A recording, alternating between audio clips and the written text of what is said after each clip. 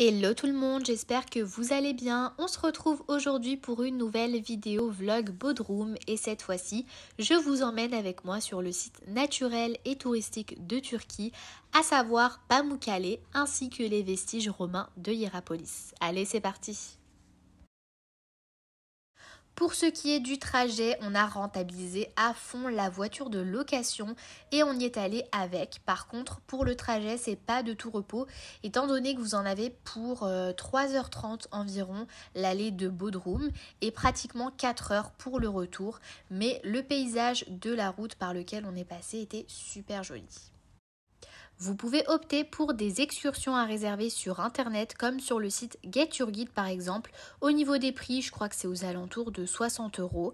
Et personnellement, on n'a pas opté pour cette option parce qu'en voyant les commentaires, j'ai pas trouvé que ça en valait le coup, étant donné que vous n'êtes pas libre en fait de rester le temps que vous souhaitez sur place, qu'on vous fait obligatoirement passer par une boutique souvenir. Donc je me suis dit, allez, autant faire le trajet en prenant notre temps et être libre de pouvoir rester sur place assez longtemps pour visiter les différents sites. Et une fois que vous êtes arrivé sur place, vous avez un parking qui est donc payant, donc c'est 20 liras, soit moins de 2 €. Et pour l'entrée, on a payé 10 € chacun pour avoir accès au site, donc avec le musée, excepté donc la piscine Cléopâtre. On commence avec la cité antique de Hiérapolis et pour cette partie, je vous conseille de venir avec de bonnes baskets parce que c'est pas de tout repos, vous avez pas mal de marches. Du coup, à l'accueil, en fait, on nous a dit que pour aller jusqu'où on a pris les billets, donc c'était 10 km de marche, enfin 10 km la distance en tout cas. Et du coup, vous avez des petites voiturettes électriques ou alors des espèces de petites motos électriques avec des places derrière. 380 liras pour 2 personnes, ce qui équivaut à peu près à 22 €. Donc voilà. Ça peut être une option. Et pendant 380, c'est pendant 2 heures. Et il y a des endroits où vous ne pouvez pas forcément avoir accès avec, donc il faut marcher.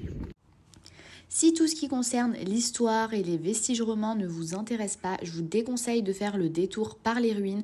Vous allez juste vous fatiguer et être dégoûté de votre visite, mais d'aller directement vers Pamukkale. La ruine la plus impressionnante, c'est selon moi le théâtre qui pouvait accueillir autrefois entre 15 000 à 20 000 spectateurs, c'est juste énorme. Pour pouvoir y accéder, c'est assez hard, je trouve, parce que vous avez une sacrée pente qu'on est content de descendre, mais alors pour la montée, c'est autre chose. Et une fois au sommet, vous avez une vue spectaculaire. Je pense que les images parleront d'elles-mêmes.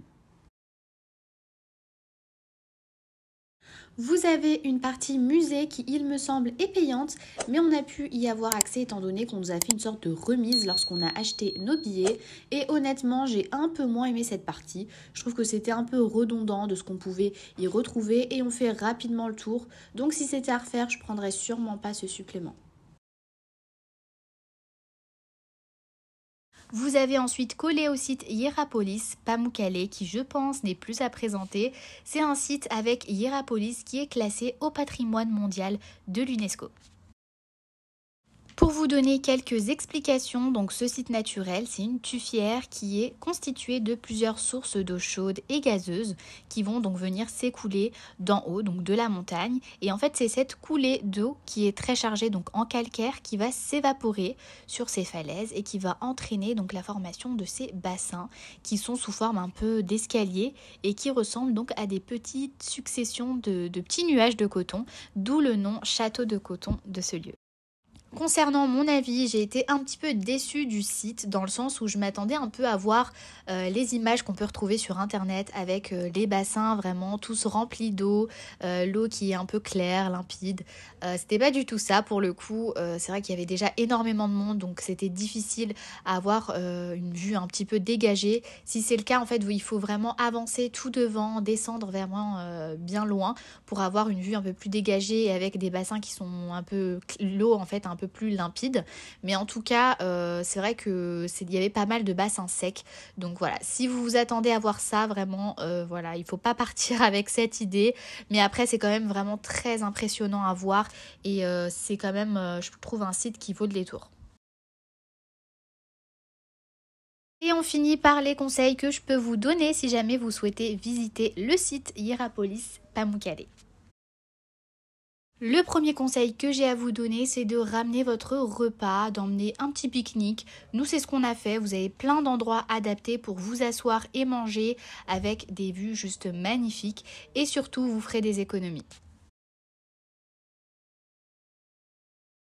Mon deuxième conseil, c'est allez-y le matin tôt pour ne pas avoir trop de monde sur les différents lieux et éviter les attentes pour pouvoir avancer. Je parle surtout pour les bassins de Pamukkale par exemple.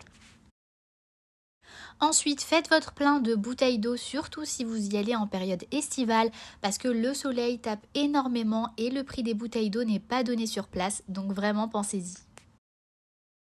Prenez un sac à dos pour y mettre vos chaussures, car pour aller dans les bassins de Pamukkale, vous devez être pieds nus, donc ça vous évitera de les perdre.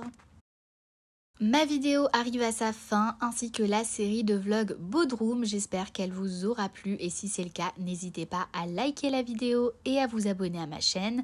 Et n'hésitez pas, pour ceux qui sont déjà allés à Bodrum, à me dire en commentaire qu'est-ce que vous en avez pensé.